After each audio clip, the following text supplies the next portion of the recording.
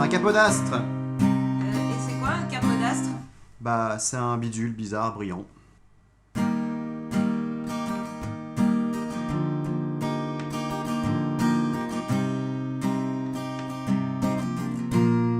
Alors, qu'est-ce que c'est qu'un capodastre et à quoi ça sert? Moi, j'en ai un sous forme de pince, là. Il existe d'autres formats de capodastres, des fois avec une sangle qu'on met autour de la guitare. Il y a même des gens qui font des capodastres un peu à l'arrache avec des stylos et des élastiques. C'est assez rigolo, mais bon, pas très efficace. Moi, j'aime bien les pinces, donc j'ai un capodastre sous forme de pince. À quoi ça va servir, ça? Eh bien, ça va se mettre sur le manche de votre guitare, sur une case particulière. Exemple, je peux mettre en case 3 si je veux. En le mettant en case 3, on essaie toujours de le mettre près de la frette. Ce qui va se passer, c'est que ça va fretter toutes les cordes en case 3. Du coup, si maintenant je les joue à vide sans la main gauche, elles sonnent toutes en case 3, exactement comme si je faisais un barré avec mon index. Et c'est donc pas les mêmes notes que si je les grattais à vide sans capodastre. Et suivant l'endroit donc où je mets mon capodastre, ça va sonner plus ou moins aigu. C'est bien beau, mais à quoi ça sert de faire ça? Et bien, ce qui va se passer, c'est que notre capodastre va nous servir de nouvelle frette 0, si vous voulez. C'est-à-dire qu'une fois qu'on met le capodastre en case 3, par exemple, cette case 3, c'est la case 0 de notre guitare. Ça va être la case 1, la case 2, la case 3, la case 4, etc. En fait, on raccourcit le manche de notre guitare. On fait comme si tout le reste n'existait plus. Et ce qui va se passer, c'est que du coup, si vous prenez votre capodastre en case 3 là, et que vous considérez que c'est la frette 0, si vous voulez faire un diagramme d'accords comme le mi mineur, par rapport donc au capodastre, on est en case 0, case 2, case 2, case 0, case 0, case 0, l'accord va sonner plus aigu que l'original, qui est normalement joué comme ça. Donc c'est bien beau, ça sonne plus aigu. Mais à quoi ça sert? Je vais y venir. Le principe, c'est qu'en faisant ça, on va pouvoir adapter la hauteur de ce qui est joué à la guitare au chant.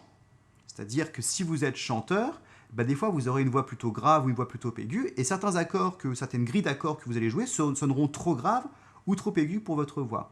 Avec le capodastre, on peut facilement décaler toute une grille d'accords. Laissez-moi vous montrer un exemple. Si je vous joue ça, par exemple.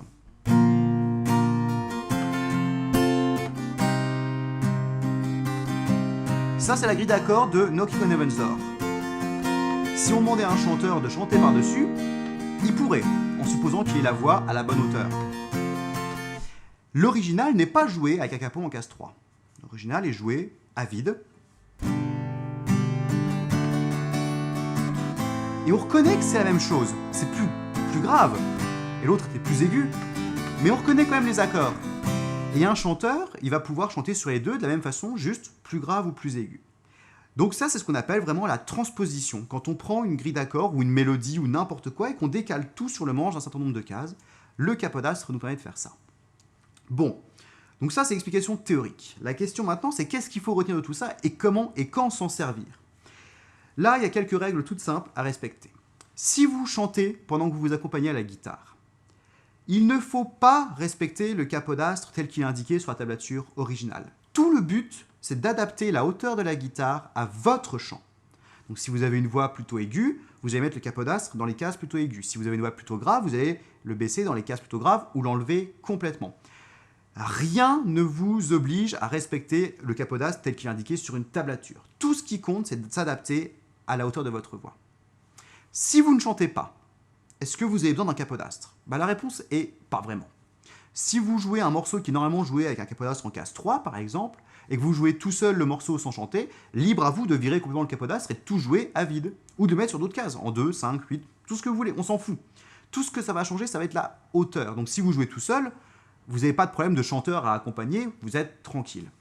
Le seul cas où vous aurez besoin d'un capodastre quand vous jouez tout seul sans chanter, c'est quand vous ne jouez pas tout seul en fait. C'est quand vous allez jouer avec d'autres musiciens, avec d'autres chanteurs ou par-dessus un accompagnement. Là, il faut que tout le monde soit à la même hauteur. Donc il faut que tout le monde place le capodastre sur la même case. Si vous avez un guitariste avec le capodastre en case 3 et un autre guitariste avec le capodastre en case 5 qui jouent en même temps, ça va être horrible. Ça va être faux, tout simplement. Donc c'est ça à retenir. Si vous chantez, adaptez le capodastre à la hauteur de votre voix. Si vous ne chantez pas et que vous êtes tout seul, vous vous en foutez. Vous pouvez le mettre où vous voulez ou ne pas le mettre du tout. Et si vous ne chantez pas mais que vous êtes avec d'autres musiciens qui utilisent un capodastre, utilisez un capodastre à la même case. C'est tout ce qu'il y a à retenir. C'est pas plus compliqué que ça. Ne faites pas l'erreur de vouloir respecter à tout prix le capodastre tel qu'il est dans le morceau original parce que ça ne sert strictement à rien si vous ne chantez pas. Et si vous chantez, c'est encore pire des fois. Et voilà. Donc voilà, j'espère que ça vous aura appris à peu près comment se servir de cette petite bestiole. bizarre, brillante, hein, comme on disait. Et moi, je vous verrai bientôt sur tabsoracoustique.com pour d'autres cours de guitare. Et comme d'habitude, vous pouvez nous rejoindre sur facebook.com/t4guitare ou twitter.com/tabsoracoustique.